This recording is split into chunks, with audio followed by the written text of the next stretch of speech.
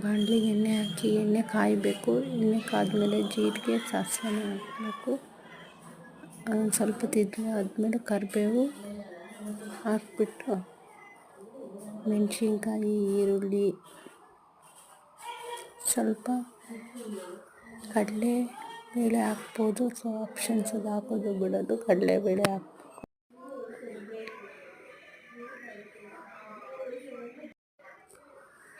So ಕಡಲೆಬೇಳೆ ಹಾಕಿ ಎಲ್ಲ mix ಮಾಡಬೇಕು. ಸ್ವಲ್ಪ ಹೊತ್ತು ಅದೆಲ್ಲ ಚೆನ್ನಾಗಿ ಇದಾಗಬೇಕು. ಫ್ರೈ ಥರ ಆಗಿಬಿಟ್ಟು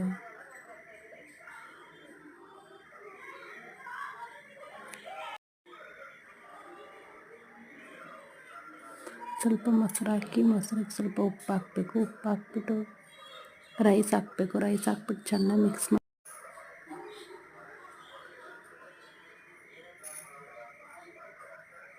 ಮಾಡಿ ಊಟ ಮಾಡಿ. ಸೊ ನೀವು ಟ್ರೈ ಮಾಡಿ ಹೇಗಿದೆ ಅಂತ ಹೇಳಿ.